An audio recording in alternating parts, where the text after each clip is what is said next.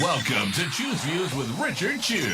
Get ready to dive into a world of insightful conversations and thought-provoking discussions. As progressives, our job is to have an all-inclusive, full-on assault with all of our players. A show that focuses on moving our political, social, economic, gender, and cultural conversation forward. And all of our players means all of our players. It's Choose Views. And now, here's your host, Richard Chew. Good Tuesday morning, political fighters, and welcome to the July 28th, 2026 edition of Choose Views, 773-763-9278. Find my show on Facebook Live, TuneIn Radio, and YouTube. Email me at richard@wcpt820.com and follow me on all the socials under Choose Views.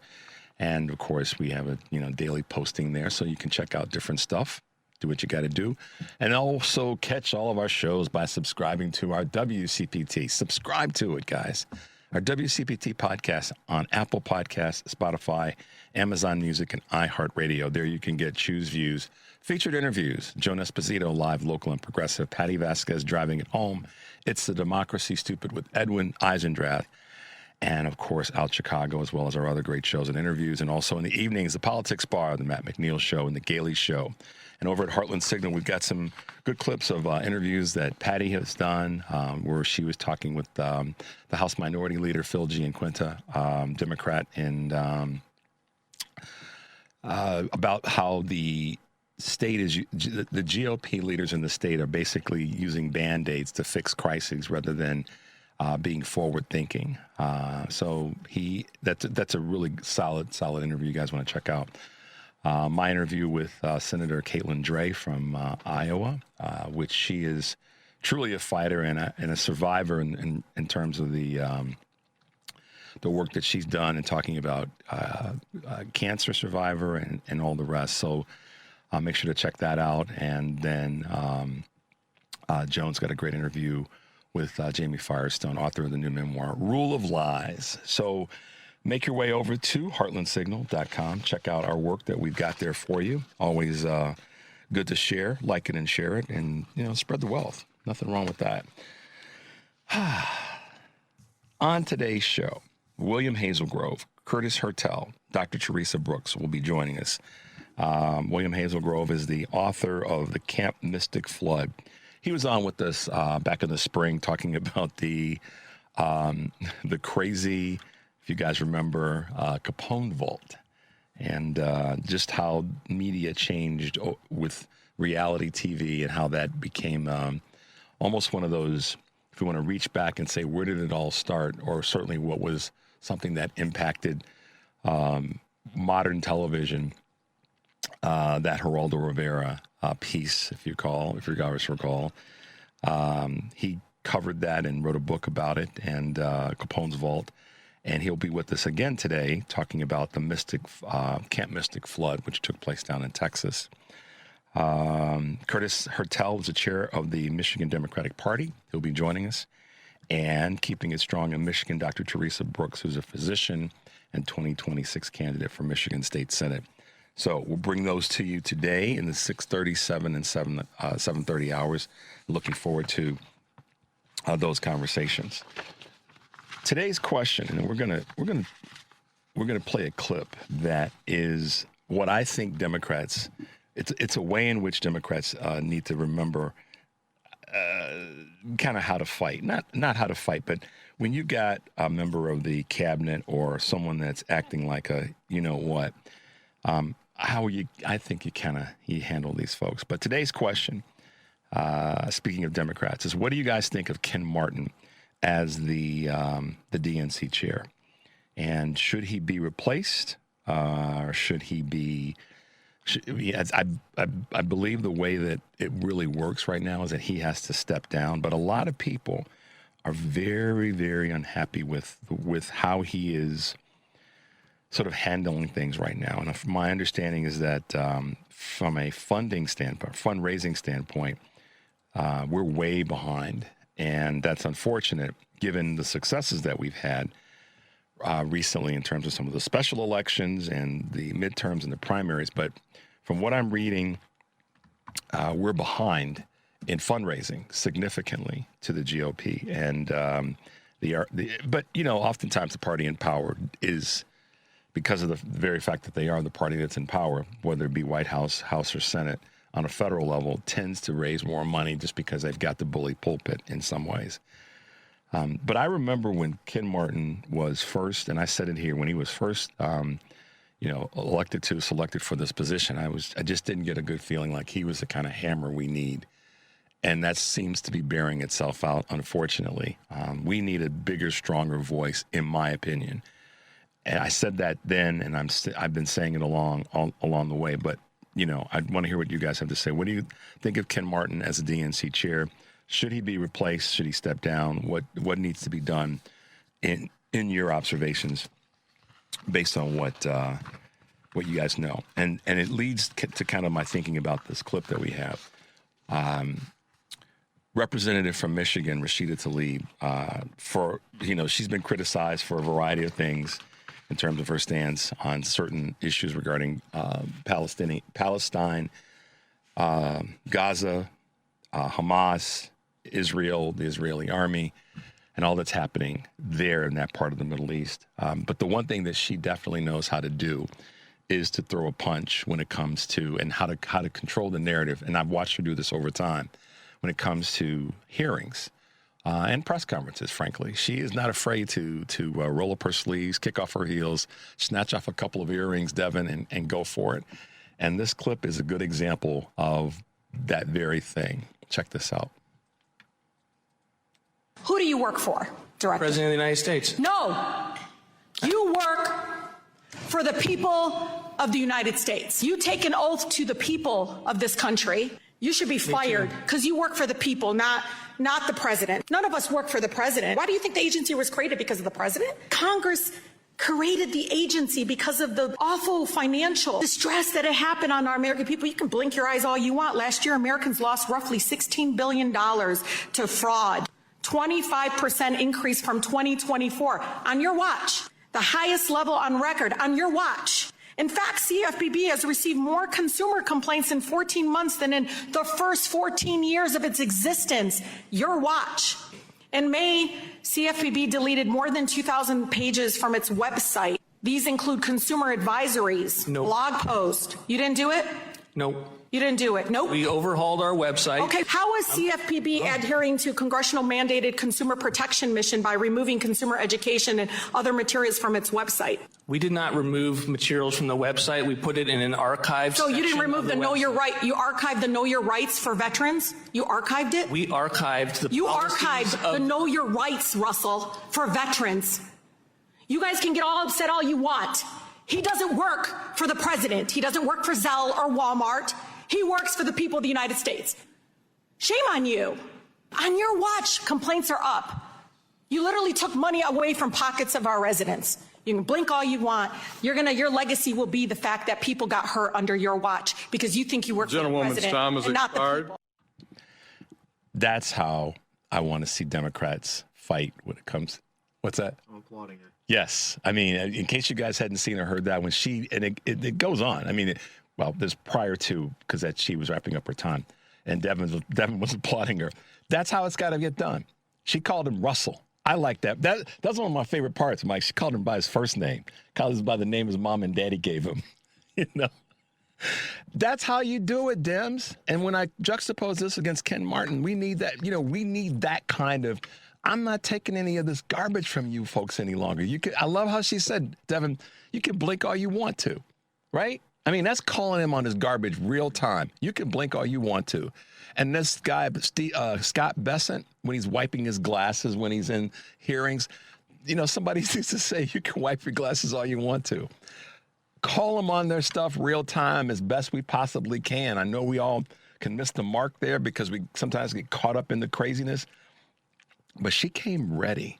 She came ready with numbers, when things happened, how they happened, and the impact on Americans. And that's the way you do it. You cannot like her for certain other things or have challenges with her for certain other things and things that she may have said. But I'll take, if the trade-off is, every now and again she might say something that you just go, what? Which really she didn't. It's just that the media needed to make her look like the bad guy. But I'll take that. I'll take that 24/7. I'll take Democrats rolling into these hearings. And right now, this just took place last week. Right now, between now and the midterms, that's the kind of fire that Democrats need to bring to every single hearing. Senate or House, it doesn't matter. Every single hearing. So there you go. I'll send you that clip if you want it. Email me and I'll get it to you. But we'll take a quick break. The number is 773-763-9278. You're listening to Choose Views on WCPT, AM 820 here in Chicago, WARR 1520 AM and 103.5 FM from our folks down in Warren County, North Carolina, and now AM 950, the progressive voice of Minnesota. I'm Richard Chu, and we will be right back.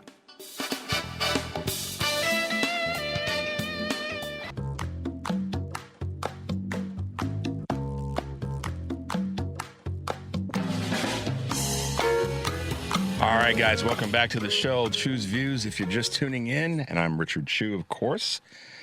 And we'll bring you a couple of quick Choose Views news on this July 28th, 2026. Oil falls below $90 as U.S. considers its next move on Iran. Dropped to $90 a barrel to U.S. and Iran forces temporarily halted military strikes, while Iran and Oman diplomats met to discuss reopening the Straits of Hormuz. The de-escalation of tensions caused a dip in benchmark crude oil, Brent crude oil. What the president is doing now, said the U.S. ambassador to the United States nations, Mike Waltz, is giving the talks some space. Well, we'll see how that plays out. All right. Nearly 1.6 million eggs sold at Kroger and other stores have been recalled under a multiple brand names recalled. It's due to possibility of salmonella contamination, according to the FDA. Midwest Poultry Service issued the recall voluntarily and said it was not aware of any specific illnesses linked to its products.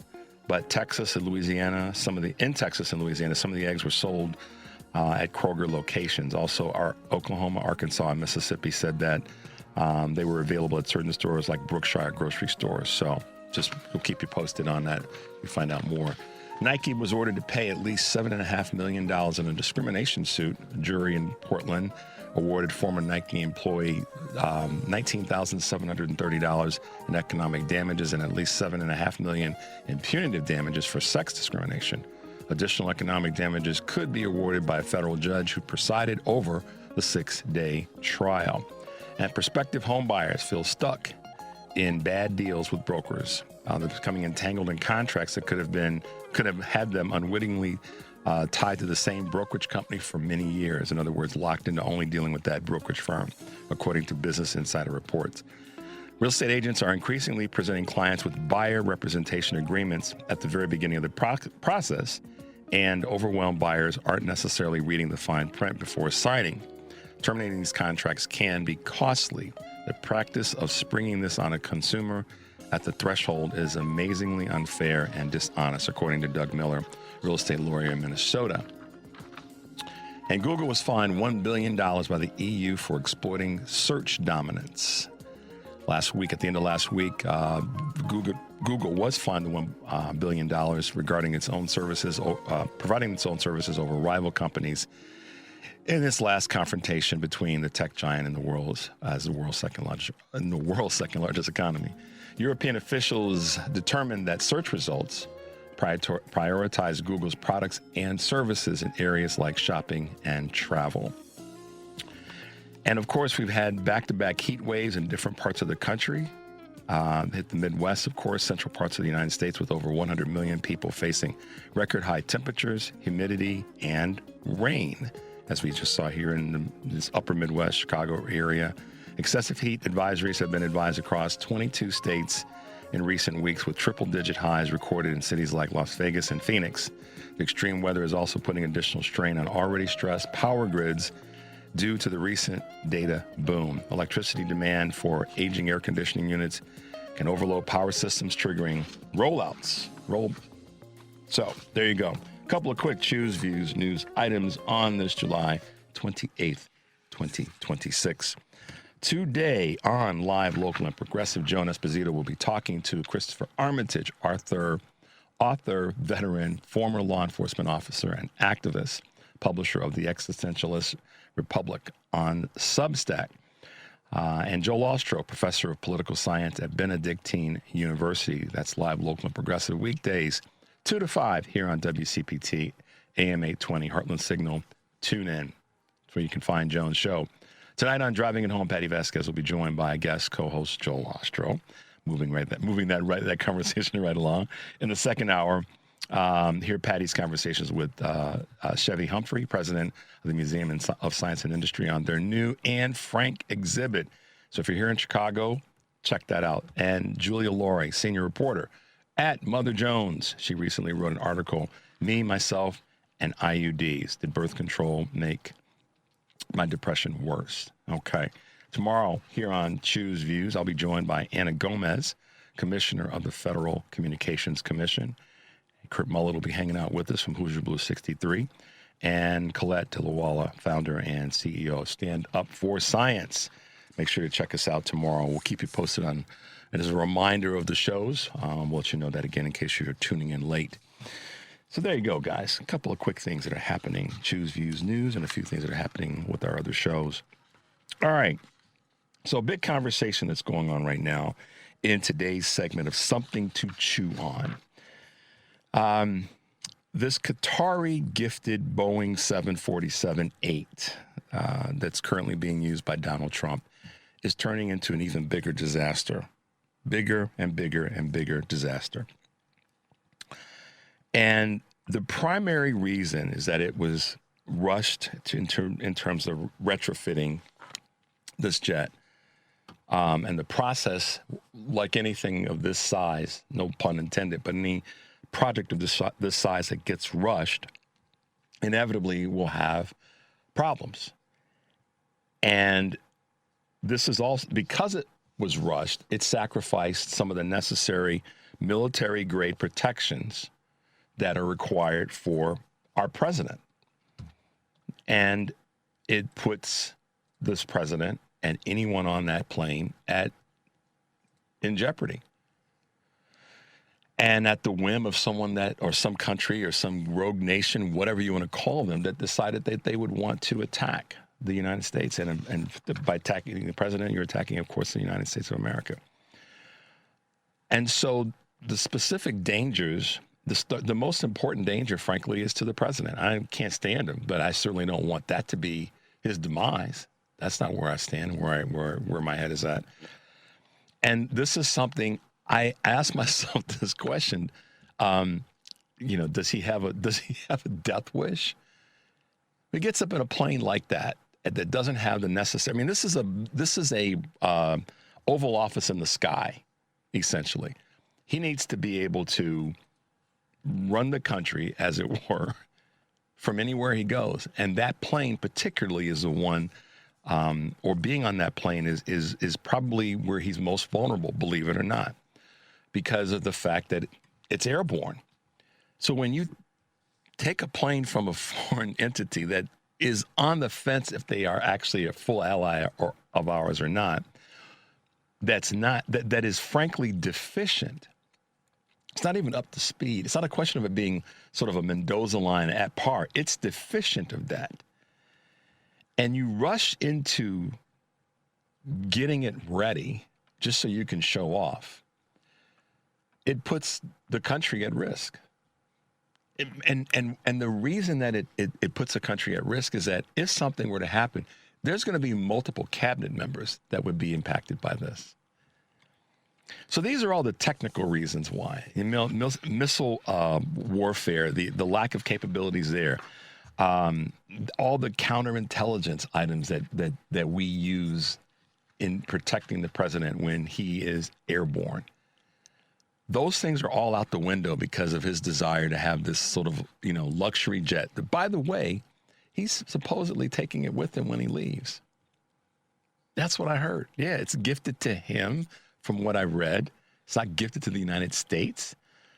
And so this is the other half of how I look at this. The current status is, as I read, the White House initially defended the safety of the aircraft. The administration effectively validated these concerns by announcing the plane will be grounded for a month in the fall of 2026 to undergo rapid upgrades and enhancements to, as he said at a press conference, to max out its defense capabilities.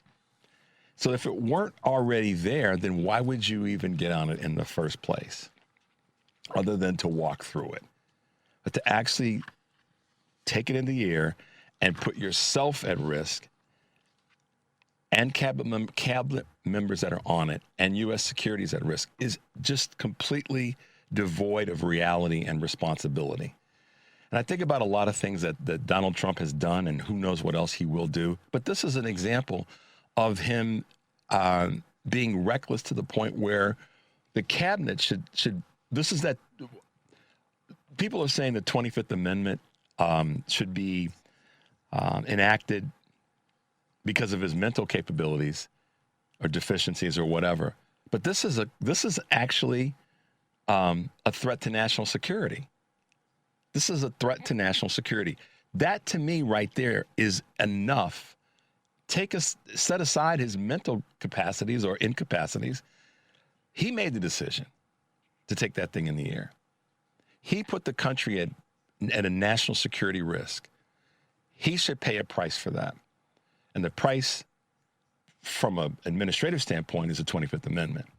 He literally put national secrets at risk and other people in harm. And he should go down for that, no pun intended.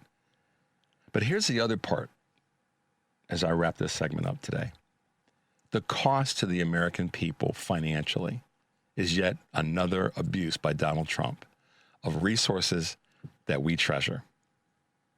The dollars that are being spent to retrofit a plane that didn't need to be retrofitted in the first place, if he were going to take it, are dollars that could be going into the pockets of Americans who are struggling because of the administration's tariffs, because of the administration's push of the House to force through this ugly bill, and now this war in Iran. Those are dollars that are just being wasted, like everything else that Donald Trump is touching. He's wasting dollars. He's spending money like a quote-unquote drunken sailor. And this is yet another example. So he needs to go down politically. All right, guys, let's get to this first break. The number is 773-763-9278. You are listening to Choose Views on WCPT, AM 820 in Chicago, and WARR 1520 AM and 103.5 FM from Warren County, North Carolina, and our good friends at AM 950, the Progressive Voice of Minnesota. I'm Richard Chu. We'll be right back.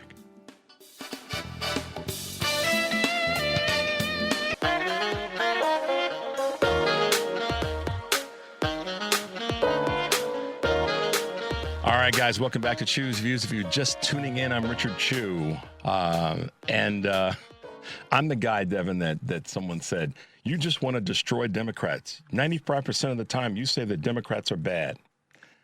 I think sometimes people need to get their brains checked.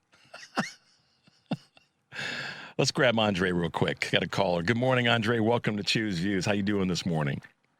Good morning to you, Mr. Chu. That person that said that comment talking about you, the Democratic Party, they must not have been listening to your show. You can love a party and be critical of them at the same time. You said nothing that suggests that you're against the Democratic Party, so maybe you can erase that one from the archive. But I just want to say about Ken Martin. You know, Mr. Chu, when you look at Joe Gruters, the chairman of the Republican Party, he's not doing much better than Ken Martin. Okay. The thing is that the Republican Donald Trump's approval rating is so low. It's hard to imagine that the grassroots people donate money to Trump, to the Republicans. So where's the money coming from? People like Elon Musk and those other billionaires. Whereas Ken Martin has a problem is that they don't have those almost trillionaire donors like the Republican Party has in Elon Musk. And I think also the part of the fundraising problem with Ken Martin too, Mr. Chu, is that he hasn't reined in. I never liked him to begin with, but he hasn't reined in people like Fetterman. He hasn't talked to Mondami. He should have met with Mondami and let them know, man, listen, with this socialist stuff, even though socialism is cool, you affected our fundraising. Do you think people really want to donate to the Democratic Party with this socialism going on? See, you understand socialism. I understand socialism, but the average American don't understand socialism. They look at it as something bad because of Fidel Castro.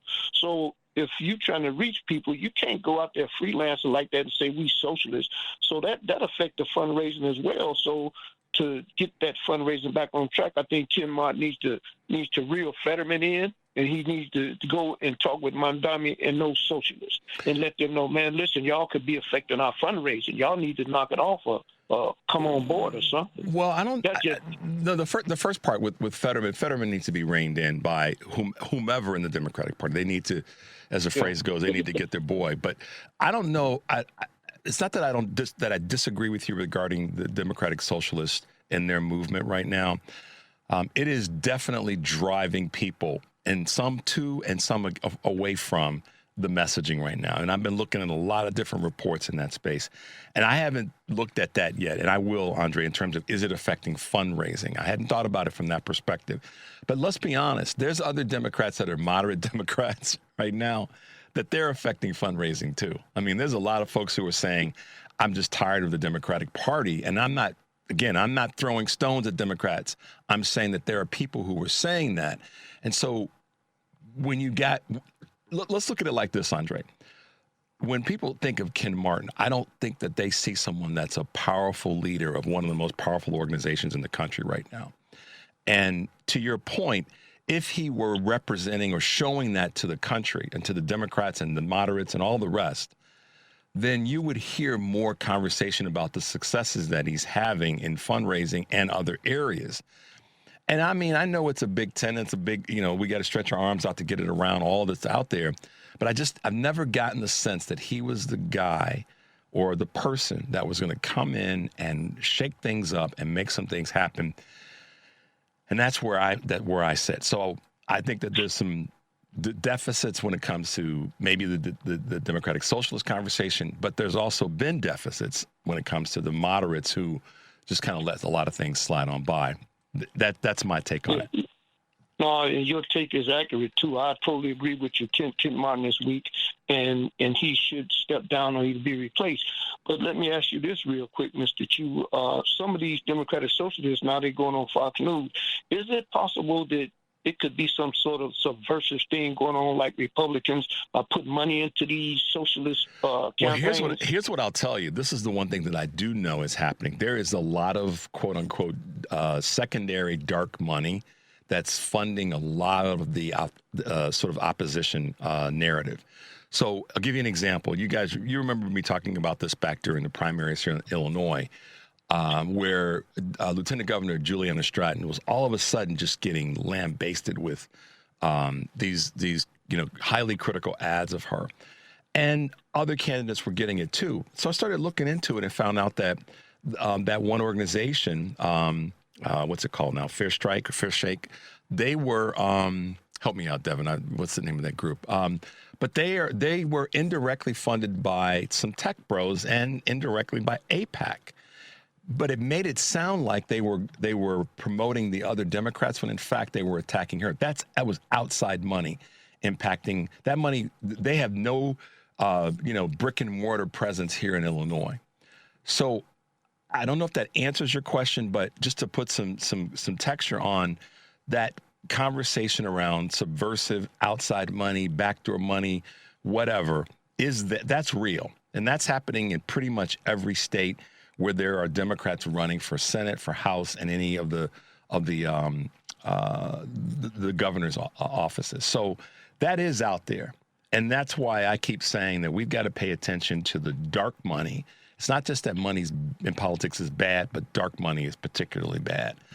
So I don't know if that answers your question or your thought process, Andre, but at the end of the day, I think that we have to have stronger leadership in that role with regard to the DNC chair. I definitely second that emotion. I really do. Ken Martin needs to be dealt with. And, listen, I'm not against those socialists. I understand socialism, but, it's just like, okay, it's like, for me, it's like poker face. I don't play poker, but I understand that, know when to fold them, know when to roll them. I think that they would have came out better, even though they've won some races now with Mondami's endorsement. For the overall Democratic Party, is people going to donate money based on that? And what's the effort look like? That's the other thing, too, Andre, and all of you guys. What's the effort look like? I guess I don't feel, how people say that they were saying how they don't feel that the economy's gotten better during the 2024 election, and how the Biden camp was trying to articulate that things were technically better, but some people were saying, but I don't feel it. Okay, so let's use that as part of our cane to walk down the street in this conversation. I don't know if people feel like the DNC is this robust, energized organization that's going to provide the support, the guidance, and the leadership that candidates need across the country. That maybe is maybe I should phrase my thoughts that way. I don't feel like that's there. You know what I mean? Yeah, I do, and I definitely follow. Now, you're doing fine. You're making me understand where you're coming from. I got no problem with it. But they do need to do something. The midterms is not far away. I just want to mention this to you, too, real quick. There, with the Supreme Court uses two dockets. They use the shadow docket and the merit docket. Right. Do you realize that Donald Trump has used the shadow docket more than any other president in history? He's used it more than the last four presidents, as I understood it. Not including himself. Right. In the Supreme Court, they need to turn down some of them things there, because see, with that shadow docket, it doesn't undergo any type of scrutiny. They can just do it at will, and they don't even have to reveal how they voted. Whereas the merit docket undergoes scrutiny, and it takes a while to get things done. So that means that Trump is abusing the shadow docket, and it's going to be up to the Supreme Court to say, wait a minute, you're doing this too often, too frequently, and you expect for us to ask on it. This most recent one is not an emergency. Shadow docket for the emergency. This is no emergency with no election come up. At least I don't see it as he's trying to deal with that voting, that mail-in balloting, talking about its emergency. There's no emergency. The Supreme Court has time to weigh in on that. Yeah, so they do. He just used the shadow docket as a way to get over on the people. That's it. And Thank you, Mr. Chief. And to play the stall game a little bit as well. So to tie it up in court, get the ball rolling, to tie it up in court, and then as we get closer to the election, then drop the bomb of there's someone that's in the country that's a subversive individual from China that's tampering with. They're sitting in somebody's basement tampering with our election, machines and all the rest. So that's part of it too. Let us not forget. Andre, always good to hear your voice. Glad you're well, and thanks for hanging out with us a little bit this morning. Like you. Thank you for having me, Mr. Chu. Have a good rest of the day. You too. Talk to you soon. Okay. Let's grab another quick call. Looks like our friend Sean is. Good morning, Sean. Hey. Richard, how you doing, man? How you doing? I'm good. You're walking the dog this morning. You going for a short run? Walk around the neighborhood. Literally, I am walking my dog right now as I was listening to you on WCPT and AM 950, and of course in WARR. All the good stations. So I was listening to you and Andre talk, and I said there's two things I think that we talked about a little bit last night at the politics bar, and I don't think everybody is looking at it. One of them is the DNC is not the RNC, and I know the mainstream media is horrible about this, but the RNC is really hierarchical. So the RNC has a bunch of money, and they can distribute it up and down the chain. That's really how they yank the chain of the people who, you do what we want you to do or else. The DNC is completely different. The DNC's purpose is basically to elect a president once every 4 years. That's it. Yep. That's the whole purpose of the DNC. You also got the DSCC for the Senate, the DCCC for the House. It is a lot more decentralized, a lot more spread out. And so people go, well, on the Republican side, we just go to the RNC and they do everything. Well, yeah, but on the Democratic side, we don't do it that way. So that's part of the reason. Yeah, Another part of it is the fact that Ken Martin is a nice guy, and he has done some good things. One of the big things that he's done that some of the folks who have been, old-fashioned and in control that don't like is that he actually made sure the state parties were funded, which was not typically the DNC's purview in the past. And obviously, we've seen a lot of state races being won by Democrats, so that's True. good. But the DNC head, his job is basically two things. One, get money, and two, be a loud voice. And that's not really what Ken Martin has done. Whether or not he's done other good things is fine. The two big things that he was supposed to do, he hasn't. So there's that. The third thing is about the DSA. What you're running into is it is literally, and what a lot of people I'm seeing on different social media platforms this morning, we're running into a Fox propaganda op is what we're running into. There's a woman by the name of Megan Romer. She is one member of a caucus. DSA is about 12 or 13 different caucuses, groups. They basically split into two groups. You have the leftmost caucuses and you have the reformists. The left ones are the ones who are kind of nuts, and a lot of people on the left are proud members of what they call the dirtbag left. If anybody remembers Chapo Trap House, they are anti-democratic and anti-capitalist and proud of it. And you go, okay, that's fine. But you can be members of one caucus and not another. You can switch caucuses. It's very kind of amorphous in some ways. The other side is what's known as the reformist caucuses. And the reformist caucuses are the ones that have elected people like Mayor Mamdani, Representative AOC, Representative Sanders. Or Senator Sanders, I should say. So, these are the people who actually get stuff done. Those are the people who are Democrats. But they are also part of the DSA because they just want the Democratic Party to go further left and to be more active. Yeah. Now, all of us say, okay, we kind of get this. A young woman by the name of Megan Romer, who is a co-chair of the DSA, Fox decided to get her on, I believe, yesterday. And, of course, did what Fox does, where they pull out the absolute worst and most extreme of her beliefs and say, hey, we know that nobody in the mainstream media listens to you. We know that nobody pays attention to you. So what about all the crazy-ass things that you believe? And she goes, oh, my God, people are listening. Okay, well, here's the craziest garbage that I believe. Yeah. And, of course, then the right-wing media is now running with it and going, this is who look, the DSA is. And then they create a narrative. Actually, someone just sent me a text basically saying that, and I've said my versions of this before, we have to be careful of assuming the labels that corporate media, any position, left, right, or in the middle of any of the stations and the outlets give us and have our own labels, because the minute that we adopt the label that the GOP puts out there or the corporate media puts out there, unfortunately, it sticks for a while because she is a member of what's known as the Red Star Caucus. Yeah. The Red Star Caucus is one of the left caucuses. But you got to remember, DSA is basically, if you say it's a dozen groups and half of them are on the left side and half of them on the reformist side, you would not be inaccurate. And the thing is that the folks on the left side are very left. They're the ones who do believe that even though socialism on a large scale has never worked, they're like, hey, let's try it. That's those folks. That's what they believe. Just because they believe something doesn't mean that it's true or doesn't mean that it should work. But that's what they believe. Then you get the folks who are on the reformist side, like Rep AOC, like Mayor Mamdani, and they look and they go, oh, well, see, they're all DSA. And you're like, well, not really. It's kind of like saying that a centrist Democrat like Jared Golden is exactly the same as, well, Representative AOC. Yeah, they're all Democrats, but there's a whole lot of difference between the two of them.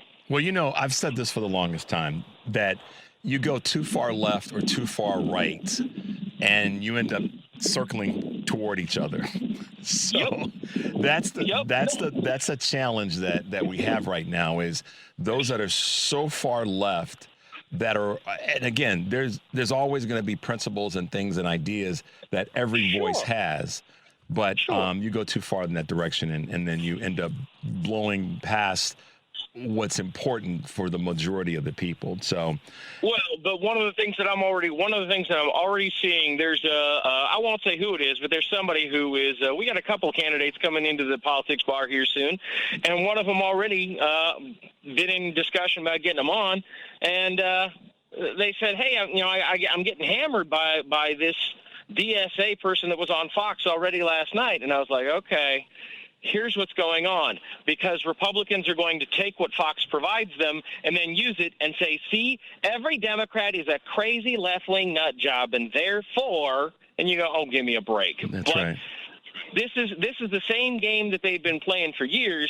The difference is on our side now, we got folks like you, like us, like Jody Meets Politics Bar, like Steph, like Tom, who get out there, like all the folks who are on, WCPT, and get out there and inform people so that we are informed and armed with information to fight the propaganda from the right. They may have more of the mainstream media, but we're now up to snuff, and we can get our information out there too. So right on. Hey, man, I got to go to a break. You know about that, Sean. Go, brother, go do your thing, and swing by the Politics Bar again sometime. We'll see you in the evenings. Throw me a bone, I'll be there. All right, Sean, good to hear your voice, man. Always, brother. Good to see you, man. Thanks. All right, bye-bye. 773-763-9278 is the number. We're going to take a quick break. I'm Richard Chew. This is Chew's Views, and we'll be right back.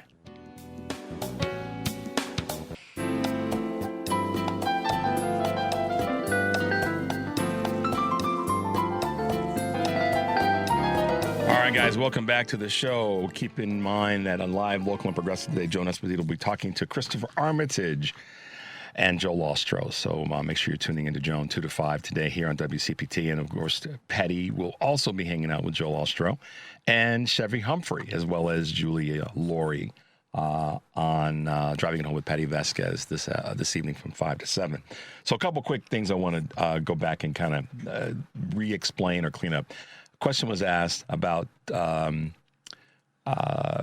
difference between dirty, dark money versus clean and good money. When I've said before, dirty, dark money or non-transparent money, it's in the conversation around money in politics. And in this current environment, when I hear someone on the left, because the right isn't saying it necessarily, but when I hear someone on the left say we've got to get money out of politics, I know it sounds great for a person running for office to say those words. It sounds sort of like, it's a current statement that people are making that, it sounds good to be saying it. And I'm not trying to be critical, but I'm just want us to be a little bit more aware in that space. Money in politics right now, unfortunately, to fight the Republican onslaught of money in politics is necessary. Let's not fool ourselves.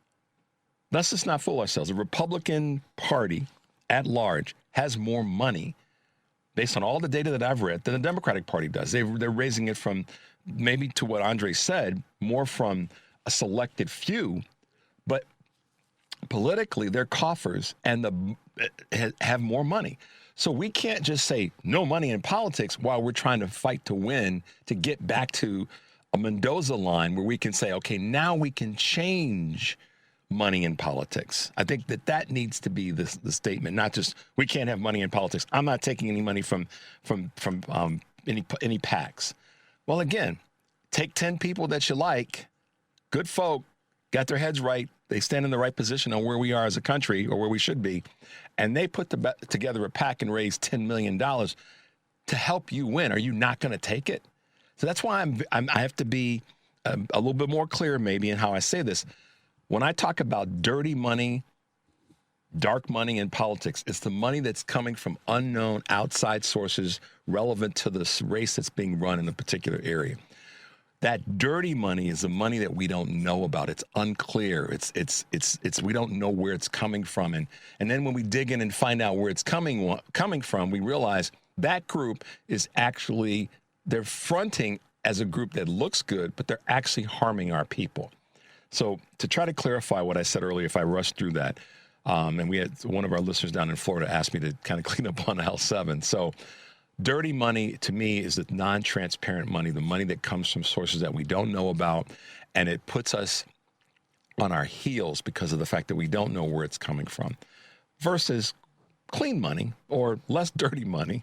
And that's where the sources are everyday folk in some cases, or maybe bigger money, but it's coming from a source that you know where it's coming from. And their intentions, based on what they've disclosed, are good. So I hope that helps out Mark down in Florida to give a better answer and a little bit of cleanup on aisle 7 in that space. I also want to read something that comes from one of our wonderful listeners, and occasionally she co-hosts with Patty, and most significantly, she is one of the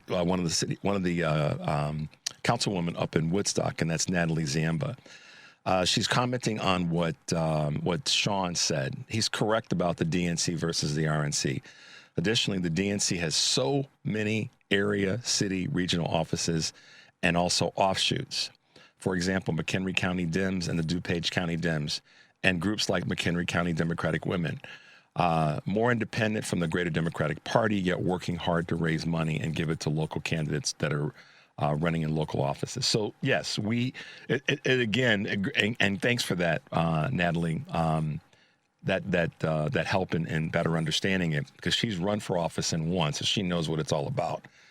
Lessons can be learned from her in that space. But the bigger message regarding that, or the takeaway from what she's saying, is we need to be mindful of the fact that we've got this big tent. And in helping folks win local offices, back to what Sean said about what Ken Martin has done well, is to help some of these local races or state races. By contrast, unfortunately, like I said, I think there's a lack of feeling that there's this big voice that's pushing the national narrative and pushing the national numbers. And that's what we need to see. And that's what is sort of the foundation of my question is he getting it done on that level? So what do we do when we have questions as Democrats and we want to try to figure out how to make ourselves better? We ask the question, we find out what the solutions can be, and we lean into trying to do a better job. If we're critical of ourselves in that space, as long as the criticism is toward us succeeding at the big goal. And that's what this is all about. That's what the question is all about. Do we need to have a bigger, stronger voice in that space? And if we do, then let's make that happen before the clock runs out, if you will. So there you go. Just wanted to present that to you guys, and thanks for your help in that. And some very good comments coming from you with regard to where we need to be. And someone says we need to just take down Fox News. Let's come together and take down Fox News. Oh, too funny, too funny. Let's see what else we got. Got good comments, guys. I always like to read your comments. Yeah, don't waste votes. Emphasize that Dems need to all vote. Once we have our candidates, we need to all vote for that candidate. Yeah, that's probably the most honest and accurate thing. Thanks, 773. Let's try to get one more in before we go to break. Yep, benefit of the listeners. Thanks, Mark. I just wanted to clarify that. Thanks for Mark put in this order. Clean up on aisle 7, and I hope I did dust it up a little bit, Mike. Didn't have to bring out the full mop bucket, but we got it dusted up. Let's take a quick break, guys. 773-763-9278 is the number. You're listening to Choose Views on WCPT, AM 820 here in Great Old Chicago, down in Warren County, North Carolina, 1520 AM and 103.5 FM. And then, of course, the progressive voice of Minnesota, AM 950. I'm Richard Chu. We'll be right back.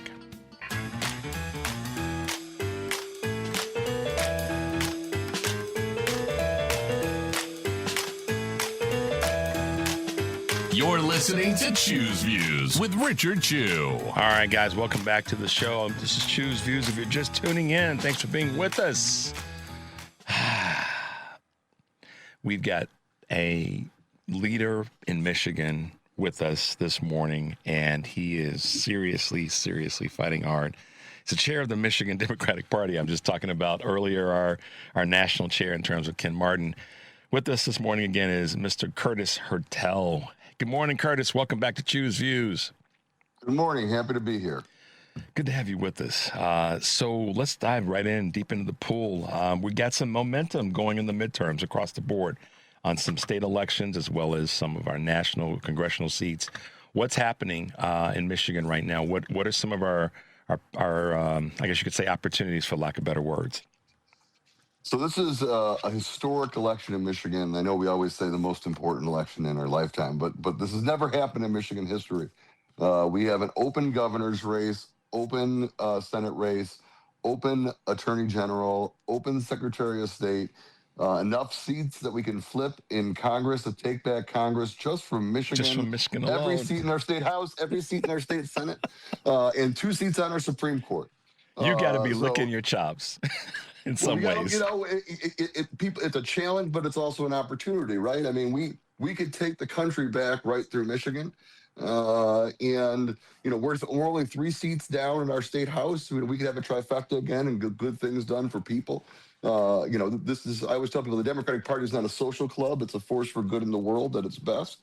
And so I believe that we have an opportunity to take everything back in Michigan and be part of the team that takes back this country and holds Donald Trump accountable for every thing that he has done to destroy who we are as a country. And I think we had a lot of opportunities in Michigan. Is there reality in this statement? And it's sort of mine and others cobbled together that what Donald Trump may have actually done is awaken this time around, awaken Democrats that sat on the sidelines for whatever reason. I'm not pointing fingers for those who think I'm criticizing Democrats. I'm saying all of us, voters, voices, leaders.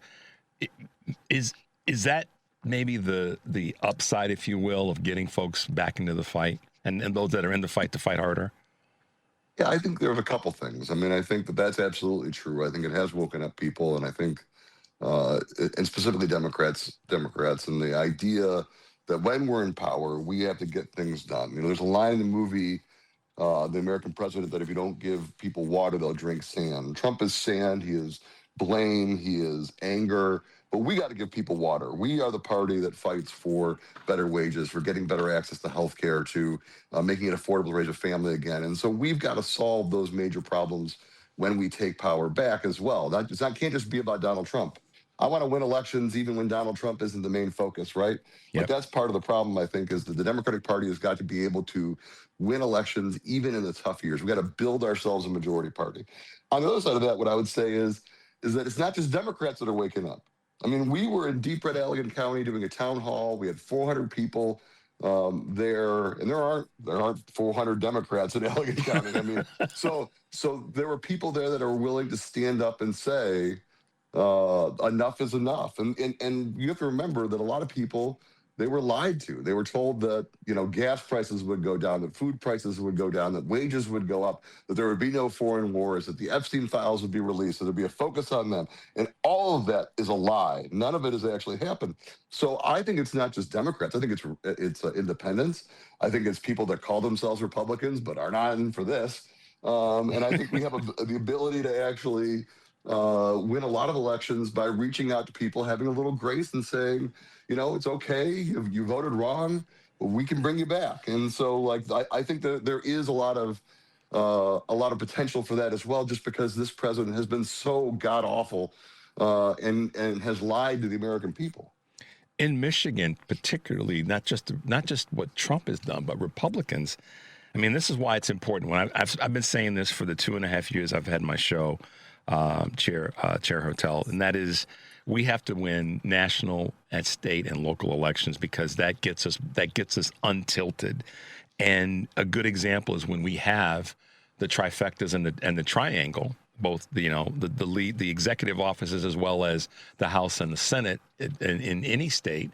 We get stuff done, and yes. Is a good example of what doesn't happen is Michigan's dealing with the state budget rescissions. Talk a little bit about what the Republicans have done to block things for kids, block things for seniors. Share a little bit of that with us. Yeah, I mean, they have a cruelty agenda. I mean, and really, it comes down from Donald Trump. Our Speaker of the House, Matt Hall, he basically is doing a Timu Donald Trump impression, a Chris Farley version of Donald Trump. But it would be funny if it wasn't so sad because what they had done to people. And so what they did was tried to block funding for things like wigs for kids with cancer, for sexual assault victims, the mental health services that they get in order to be able to testify against their accuser.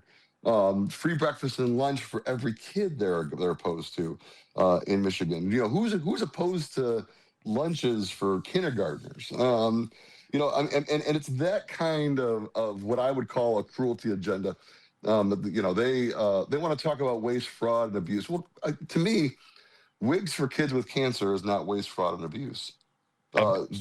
It's mental health abusive to care is not provide free from those abuse. things. Sorry, it's That's abusive. what government's supposed to do. Yeah, Right. it's decent. It's I think this country can be responsible and also good.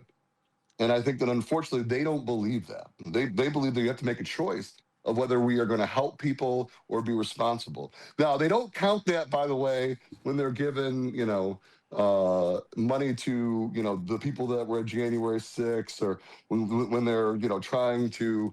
There's plenty of money then. All of Yeah. Donald Trump's friends. If there's a foreign war of choice that's happening, that's raising costs for everybody. Oh, there's plenty of money for that. But when it talks about like, oh well, we got to make these cuts. I can tell you that the amount of money we spend on wigs for kids with cancer is one bomb. It's one it's one giveaway to some corporation that's helping Donald Trump. So I think that. That's the thing. If they're not fiscally responsible, they just want to spend the money in whatever graft way they can instead of actually helping people. Without a doubt. Let's talk real quick, 'cause I know you got a tight morning. Michigan's been named the 5th in the DNC calendar. Talk about what that means to us winning, not just in Michigan, but having the impact that you just said in terms of the road to the White House, and power again runs through Michigan.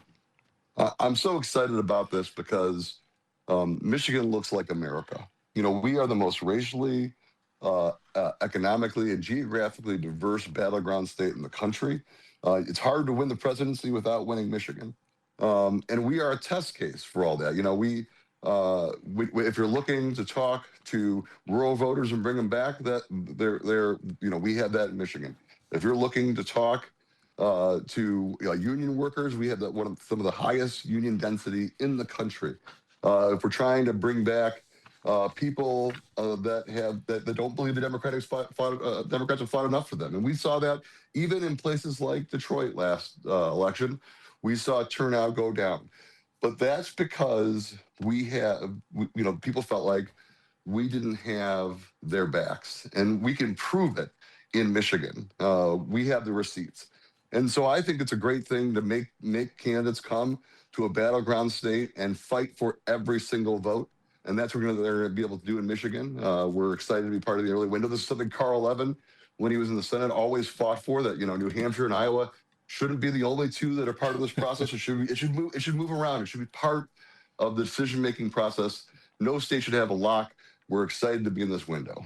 And particularly when you go back to the word diverse, not just culturally, but economically, fiscally, which are two different things, as well as the opportunities for new jobs. So these are all things that have their benefit in terms of the Democratic Party at large, where people can see how powerful Michigan is in this process. How can folks find you, Chair Hertel? Yep, go to MichiganDems.com. If people are looking to volunteer, we're going to have a lot of tight elections across the state. People are willing to give a little bit of their hard-earned money. What wins elections is blood, sweat, tears, money, and luck. Absolutely. And we'll take any of that people at the listening audience have, and we'd love the help in taking the country back through Michigan. Well, we're going to do everything we can to help that. We'll have you back on again and again, and whatever it takes to keep pushing that narrative. And as the old advertising campaign used to say, if you recall, say yes to Michigan. Absolutely. We look forward to seeing you here. Talk to you soon. Be well. All right. Bye-bye. Bye. That is Curtis Hertel. He is the chair of the Democratic Party in Michigan. And he's someone that you need to follow for all the right reasons. But if you want to get involved in making sure that we win a state on a lot of levels, this is a state that you want to get involved in. And he's a person that you definitely want to follow and find out what you can do to help. You could be in California. You could be in Colorado. You could be in Florida. You could be in Texas. Michigan is incredibly important right now to our national politics. And that's not to say any other state is less important. But plug into what's going on in the state of Michigan, guys. It's a big part of our success as we go forward. Let's take a quick break. We're going to reopen the lines. 773-763-9278 is a number. You're listening to Choose Views on WCPT, AM 820 in Chicago, and WARR 1520 AM and 103.5 FM from Warren County, North Carolina, and AM 950, the progressive voice of Minnesota. I'm Richard Chu. We'll be right back.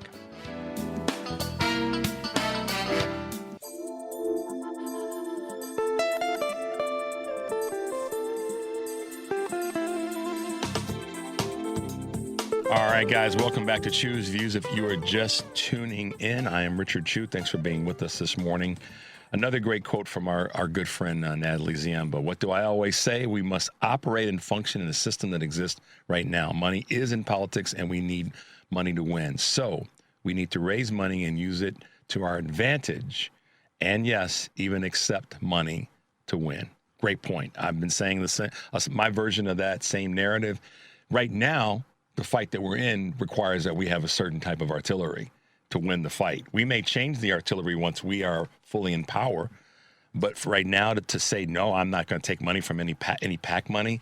When I've heard politicians, Democrats say that, I'm like, don't say that. Maybe a better way of saying it is, I'm going to take money from those who support what we believe in. It cleans it up a little bit. Back to the question that I got earlier about what's the difference between dark money, Mike, and dirty money versus clean and good money. I think we get to decide what that is, but let's not put ourselves in a box where we have to then come back and say, well, I took money from this organization. No, say that we're gonna fight the way we have to fight and do it in a way that's ethical and with efficacy in the battle that we're in right now. So we don't get it perfect, but we just keep moving forward so that we do what Natalie said. And she's spot on. Listen, if there's somebody you want to listen to about how to navigate that, Natalie Ziemba is one of those people. She's done it for real. She's run for office, she's won, and she's had to figure out how to navigate between those two, guardrails of left and right politics in a community that has a blend of different political identities. And she got it done.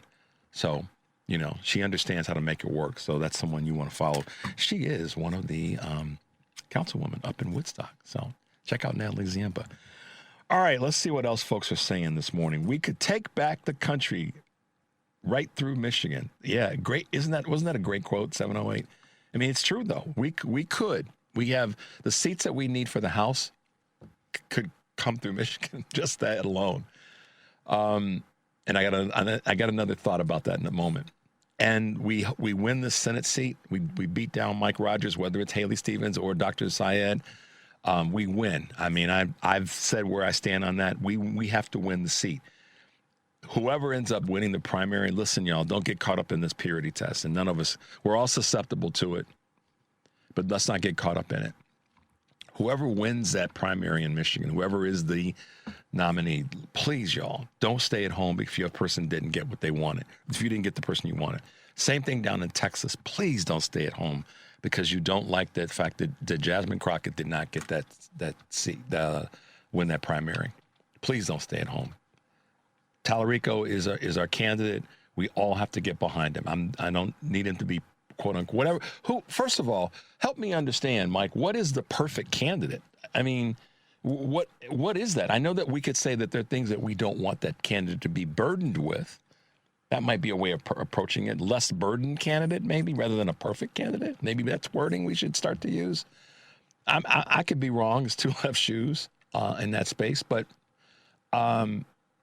we have to stop ourselves as best we can, and we're all susceptible to sort of this purity test, this perfect candidate. And our good friend Kurt Herner in Akron, Ohio, has said to me a number of times, we have to make sure that we don't get too caught up in the purity that we miss the fact that we got to win the big races. And I've got a number of people in my life that are left, right, and in the middle politically.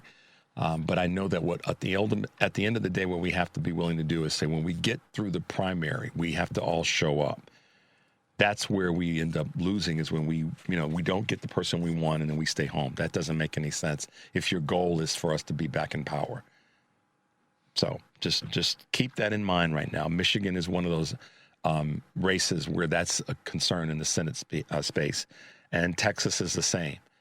We have to be mindful of that. And there's others, but those two are the ones that are the two biggies in terms of the perfect candidate. If Haley Stevens wins this primary, irrespective, and I say this for not to upset anybody, if there's money that she's taken from AIPAC and she wins this primary and y'all stay at home, that's our fault. We have to own that. If she's taking money from AIPAC and you don't like that, that's one thing. But what do you like more? Just like more the fact that the Republicans would win that Senate seat, because we didn't show up, and Mike Rogers goes in and is a rubber stamp for Donald Trump. Same thing with Ken Paxton down in Texas. We just can't be so caught up in the perfect candidate or the one with the least amount of baggage that we end up losing the big picture. When we got to Chairperson Hertel's wording, the chance to take back Michigan, take back the country through Michigan.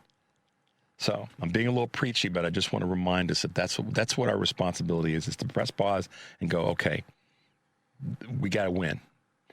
Let's see what we got here. Another great comment. Yeah, exactly. We want to make sure that we draw comparisons between us and all the rest. Authenticity. Yeah, that's another good word. But let us not fall for the banana in the tailpipe. All right, that makes some good sense there. Yeah, guys, I mean, listen, one of the things that I think has always been, as Democrats, our challenge, frankly, is the big tent means that there's a lot of voices, and we don't always fall in line because, you know, we have a very smart, verbal, outspoken, energized party. In many ways, we got a lot of people that we think we have all the answers. I mean, I fall into that as well. I know that about myself, and in this space particularly, we want to be right because we think that if we're right, we win. And sometimes that's the case, and sometimes it's not. But in this moment, I think right is winning, not perfection. Right is being able to be in control. Because here's the thing. This was on my mind earlier. The national scene is impacting on a local level more than ever before. I would say in my lifetime, the national scene, the national politics, what's going on in Washington, and what the White House is doing in the administration and the entire GOP is doing is affecting us right here in the city of Chicago. It's affecting folks in Miami. It's affecting folks in Des Moines, Iowa, and rural areas of Oklahoma. So we have to be mindful of that as we are making the decision to not get involved or get involved. We have to be mindful of that. We have to say to ourselves, this time around, I'm not going to seek perfection. I'm going to seek the win. And we can straighten out some of the other stuff after we're back in power. Y'all can call me crazy on that one, but I believe that that's, as much as I'm going to be critical of the things that we aren't getting done quite right as a party, at the end of the day, I know I'm going to show up to vote for whoever our candidates are.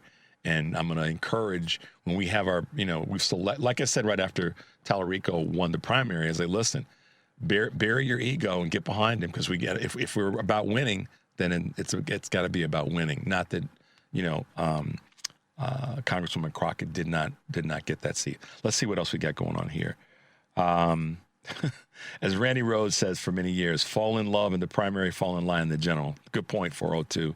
Let's see what else we got.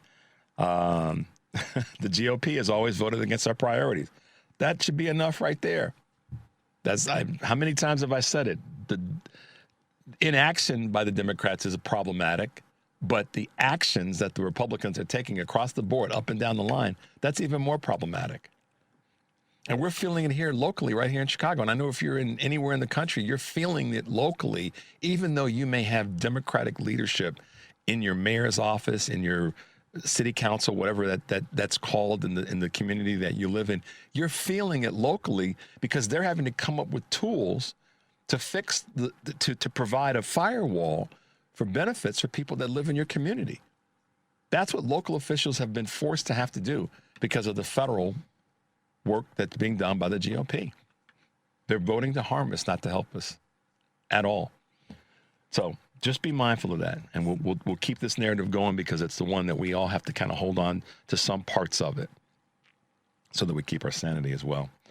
We'll take a quick break, guys. The number is 773-763-9278. You are listening to Choose Views on WCPT, AM 820 in Chicago, and WARR 1520 AM and 103.5 FM from Warren County, North Carolina. And now AM 950, the progressive voice of Minnesota. I'm Richard Chu. We'll be right back.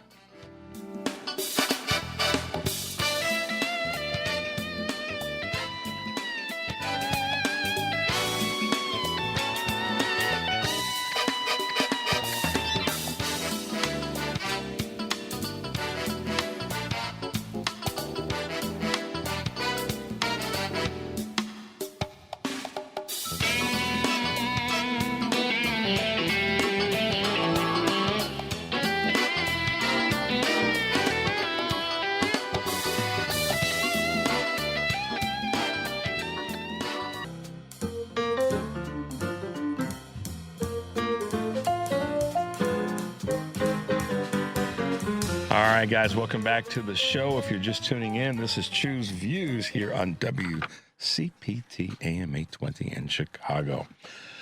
Today on Live Local Progressive, again, Joan will be talking to Christopher Armitage, Joel Ostrow, professor of political science at Benedictine University. So check out Joan today. And Driving It Home with Patty Vasquez, she'll be joined by guest co-host Joel Ostrow.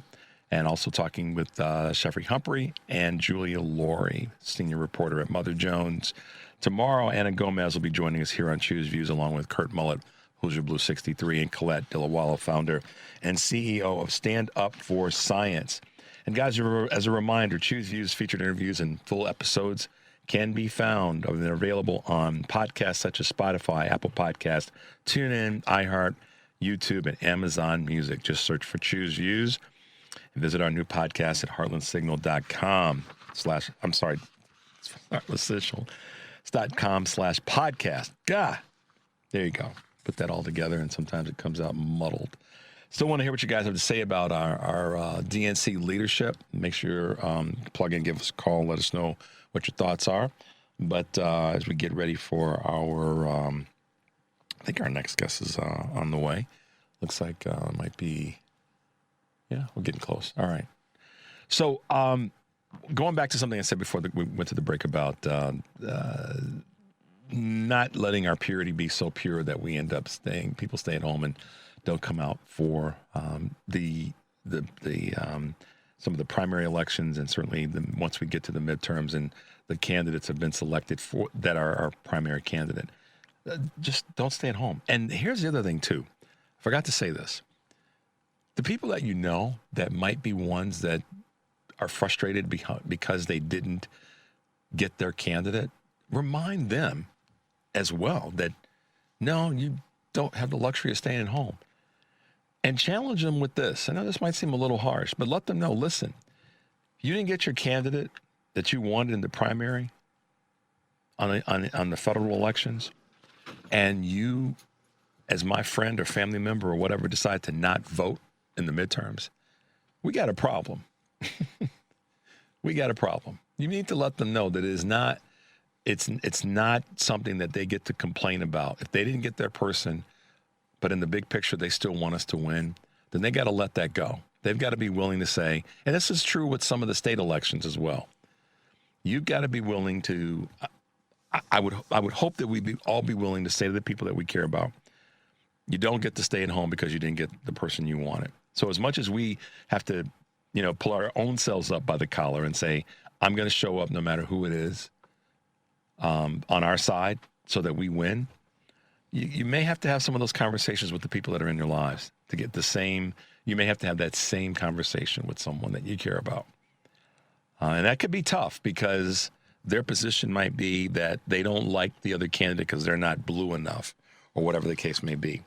But I believe that we've got to be willing to push those people that are close to us as well and remind them that this isn't that time. If they've been concerned about, local, the cost of things in their local community, they don't get to stay at home and fuss about it if they didn't show up to actually vote in the midterm because they didn't get their person. So that's just, kind of how I see it. Can we grab the quick call from before we let's grab a quick call. Hey, good morning, Don. Welcome to the show. Well, actually, it's not Don. It's Mary Pat. Mary Pat, driving to work or someplace. Yeah, exactly. I just wanted to. I readily call my senators and congressmen to voice my opinion. And right now, because I have Democratic senators and a representative, I feel that I'm being heard. Yep. And I just want to say, if there's a Republican that gets in office, you can bet they're not going to want to answer your call and listen to what you have to say. Mary Pat, that is spot on, and once again, another great clip from you. You know, we've been using your clip from a few weeks ago about stop finding excuses to not vote, and so you know, our folks down in North Carolina were like, that's a good one. We got to have that. We got to play that all over the world, and it's true. And you're right. If Democrats, if a Republican gets in to a particular seat, whether it's this Senate seat in Michigan or down in Texas or any place else, their people aren't going to want to talk to us or anybody else for that matter, unless it's probably one of their donors. So, take it personally in that regard. They're not going to answer your call. Yeah, and it's just a fact. And there's a great website if people want to keep track of issues and get scripts and phone numbers to call. It's called 5calls.org. 5calls.org, did you say? Yes, and basically the premise is, and it's true, 5 calls to your legislator's phone line on a particular topic gets their attention. It puts the issue, whatever you're calling about, up on that ladder, and their aides, their legislative aides, go to the elected and say, hey, people are talking about this. We're getting lots of calls. You need to formulate a position and get out there and say something and do something about it. Got it. And it really does work. 5 calls, and your legislator pays attention.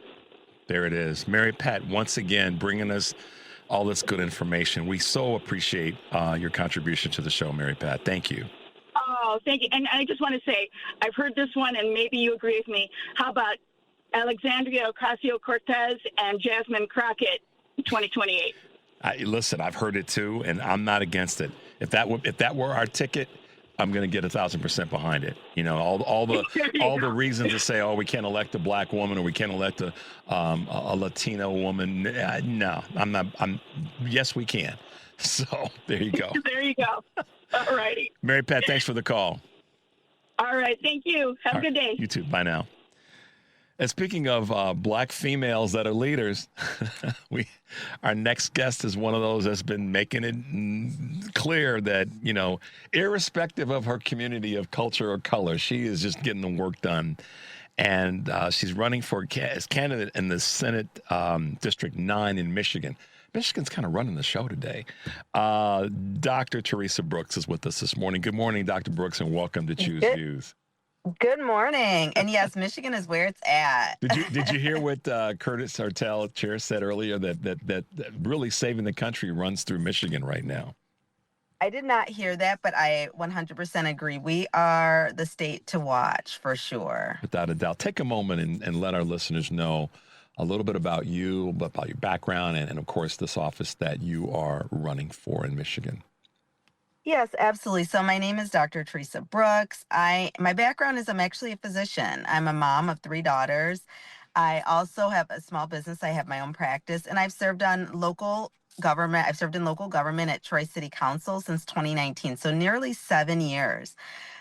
So I have a deep love for really helping people and trying to support my community and support people in general. I never envisioned myself in this space. I just kind of started out as a doctor and mom, just trying to take care of my family. But I saw, that things were not going in a direction that I was happy with. This was almost a decade ago, and I just started to get involved. And one thing kind of led to another. It was very organic. I started very grassroots, and it got to a point where my community was like, hey, why don't you consider running for city council? And I decided, why not? We need some people that have different backgrounds, and they need to see people like me, and young girls can look at me and say, okay, if you can do it, I can do it. And then my decision to run now for state senate was in large part because of what the big beautiful bill and what happened with the Affordable Care Act. And just seeing what is happening in real time with my patients, I said, oh my gosh, I have to do something. I can't sit on the sidelines. I have to get involved and do something where I can have influence over that. So that is why I am doing what I'm doing at this time. Tell us a little bit about the actual district. Where is it geographically, and so that folks know where it is in the state of Michigan? Yeah, so it is. So the state senate district is part of Oakland, mostly Oakland County, but then there's a part of Macomb County as well. So we are in the Detroit metro area. So there's kind of three main counties in Metro Detroit. There's Wayne, Oakland, and Macomb. So this actually kind of includes both of those counties. It's a large district. It includes 4 cities: the city of Troy, the city of Rochester Hills, Rochester, and then there is also a portion of Sterling Heights, Utica, and Shelby Township as well. So just for context, Troy is the largest city in Oakland County. So it's not a small district. It's a very diverse district, and with a lot of different, it's a wonderful district, really. Yeah, and those are cities that people who are familiar with Michigan may know, but if not, pull it up on a map, y'all. If you're in California, or if you're in Texas, or if you're in Florida, pull it up on a map. As she said, as Dr. Brooks said, it's a very diverse community, and a lot of folks from different age groups as well as economic groups have lived there for a long, long time. But you also have been very, very clear about the fact, when you said this a moment ago, it reminded me of the big ugly bill has been one of the driving forces for so many people that are running for state elections as well as on a federal level. But right there in Michigan, in your community specifically, this bill has really been devastating. Tell us a little bit about some of the things that you've seen, and then what you're hearing from the constituents that are behind you running for the state Senate seat.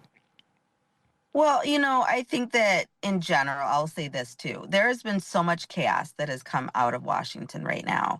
There's so much uncertainty. There's just, people are afraid. There's been so many cuts to so many things. The Affordable Care Act is just one of many, right? So we've seen cuts to education, public education, universities. We know we have University of Michigan in the state of Michigan, Michigan State. We have some great universities, cuts to research, cuts across the board that are not helping people's everyday lives. And so I think that is a huge thing right now that people are concerned about. When I'm at the doors, that is what I'm hearing, is people are concerned about their cost of living. People are concerned about education. People are concerned about healthcare. People are concerned, these are all things that are just really hitting home to people. And the big beautiful bill has done nothing to help people's everyday lives. And I think that is a huge, huge problem that people are contending with right now. I said this earlier in the show, and I've said it a number of times over the last year and a half, or since Trump's been back in office on a federal level.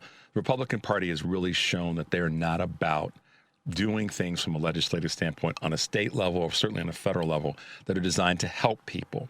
They're designed to take things away from people, to restrain and restrict people from things that will actually make their lives better. And I put this in loosely in the context of what some might say is spiritual. I'm not getting into religion, but just to say, are we a community? Are we a society that helps the least among us?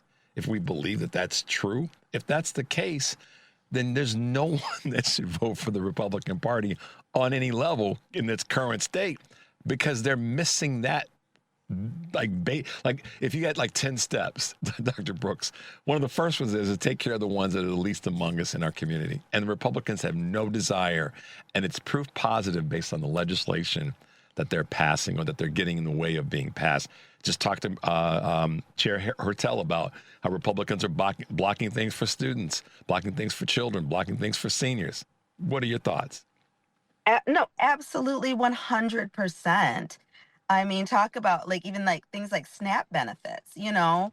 I mean, about a third of those beneficiaries are children. And so these are children that are being affected. You know, they can't get the food that they need, the daily nutrition that they need.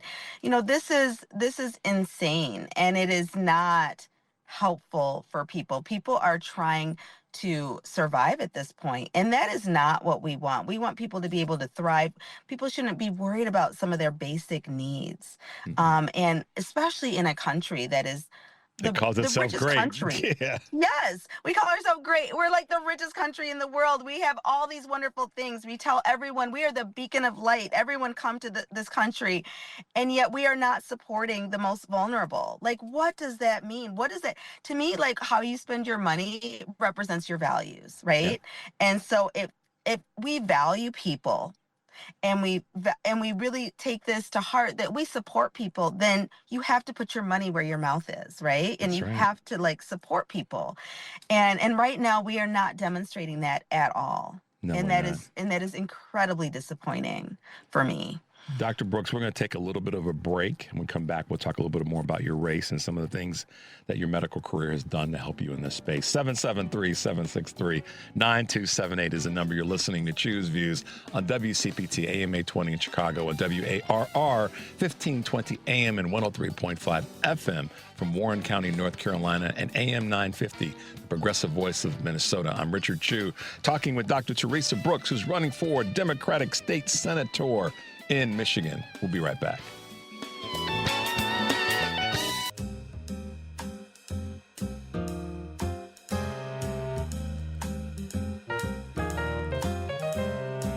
All right, guys, welcome back to Choose Views. If you're just tuning in, I'm Richard Chu, and we are with Dr. Teresa Brooks, who is running for the state Senate seat in the 10th district in Michigan. Dr. Brooks, when I see some of the wonderful pictures of you and those gorgeous daughters of yours, I have to ask the question, how are they feeling about mom diving deeper into the pool to run for this Senate seat? You know, they're excited, but I just feel like they're still wrapped up in their regular lives. You know, they're kids and teenagers. So they're like, cool, but I need to get to band practice or whatever. You know, I've been on city council now for almost 7 years. So I think they're just kind of like, this is just an extension of mom's just doing all this stuff. So, I mean, of course they're happy and proud. What's really exciting is that my oldest one turned 18 this year. So this is the first year that she is actually able to vote. So It's exciting that she can vote for me as in her first election. Right there in that district. So okay, first time voting for her. This is one of those questions that I don't think gets asked enough, myself included. So what are the 16 to 18-year-olds and the 18 to 21-year-olds saying that you're hearing, or that maybe even through your oldest daughter? What is she telling you that they're talking about? Ooh, you know what? They are concerned about, I think they're concerned about the price of things as well. Mm-hmm. So she's not necessarily thinking about a house, but I will say this. I'll give you a story about a young woman in her early 20s that I spoke with. That was, I asked her, what is your biggest concern? And she said, I'm concerned that I will not be able to afford a home. Mm-hmm. She was working 2 jobs. She said her boyfriend was working 3 jobs. And she said, despite how much we're working, she said, I'm afraid that I'll never be able to own a home.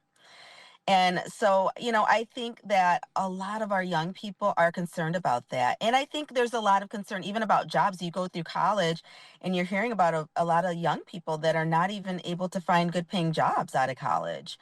So, my kids are a little young to think about that specifically, but that is going to be a concern very shortly coming up here for them. Yeah, without a doubt. So the transition for you, obviously being part of city council helps you kind of cut your teeth in being elected. But what did I'll put it this way, what did medicine and all the work that you've done in that space, what did it do? How did it impact you in terms of making the transition into governance?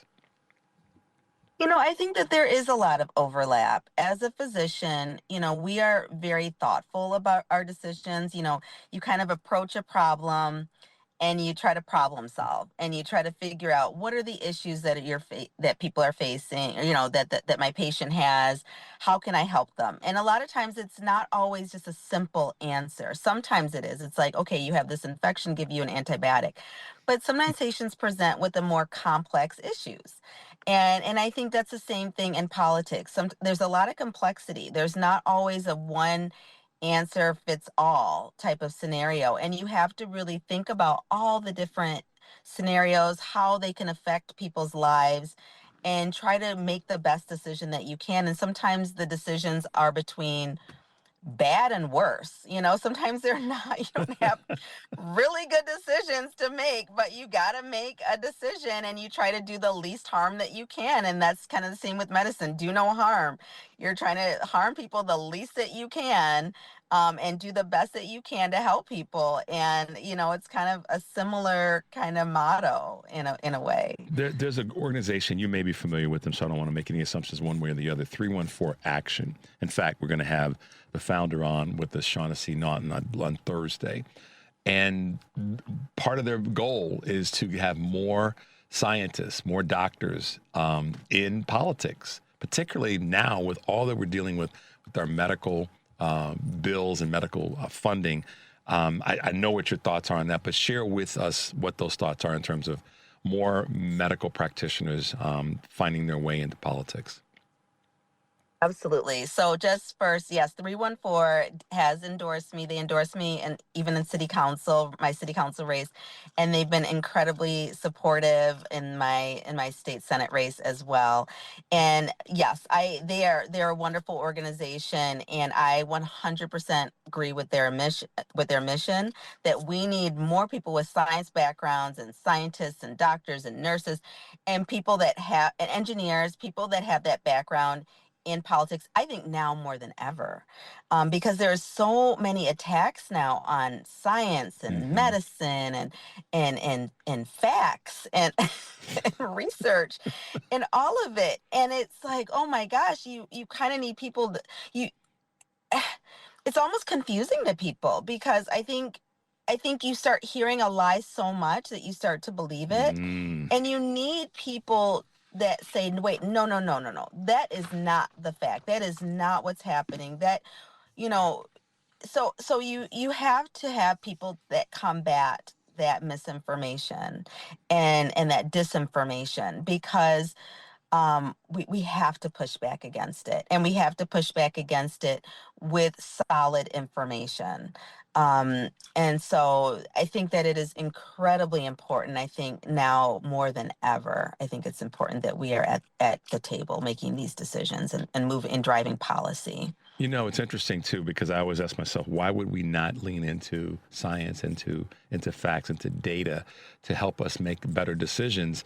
And, the thing that came to mind, or has come to mind before as we wrap up, is that oftentimes people who say that they're not believers in science, or they don't believe in the facts, or they don't believe in evidence that's there, have leaned recently, in recent years, into because it's not what God's order is. And I'm not going to, drag you down the conversation around faith and all that, but there seems to be this sort of, that's the rationale. But in fact, the science, the evidence is there for us all to kind of grab and read and apply as best we possibly can. So I'm glad to hear you say that. And yeah, 314 Action has really been a very, very influential group, and they've done some great work to get the scientists involved in politics, whether they be medical or engineering and all the rest. Dr. Brooks, it's been great having you on this morning. What a breath of fresh air. And I want you to let our listeners know how they can find you and how they can get involved in your campaign if they choose to do so.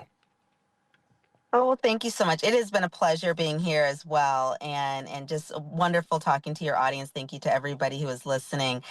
So yes, I am running for state senate, obviously, District 9 in the state of Michigan. You can reach me. The best way, I believe, is through my website. It's www.drbrooks.com. You can also follow me on social media as well. Dr.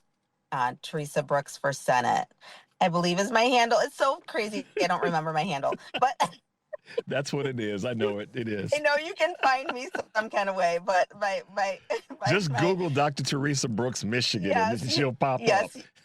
absolutely. You will be able to find me. So I'm out there. So thank you so much. Well, we look forward to having you back. And like I said, you've been such a breath of fresh air, and we appreciate your energy and your knowledge and all that you're bringing to this race. I know that the folks in District 9 in Michigan are going to be really happy to have you in this role. So keep up the good work, and we appreciate you taking out some time today. Thank you so much, and have a wonderful day. All right, we will. Take care. Talk to you soon. Okay. All right, bye-bye now. Thanks. Guys, there you go. Dr. Teresa Brooks, check her out for State Senate in Michigan. She is another one of those voices that's going to help us kind of get this thing across the finish line on a state level, and be able to be prepared to benefit from what the rest of Michigan's going to be able to do on a federal level. And all I can say as we wrap up in this, some of the points I made earlier, lean in, y'all. Don't sit back right now. This is not that time. You don't get your candidate in the primary. That's okay. We get our candidate in the general, and we have to be willing to sort of set that aside right now. And as Mike reminds me often, don't let that banana in the tailpipe sneak up on you. This is not the time to let that happen. Stay tuned for the Stephanie Miller Show, and remember, as always, to take a deep breath and make your life count. We'll see you tomorrow.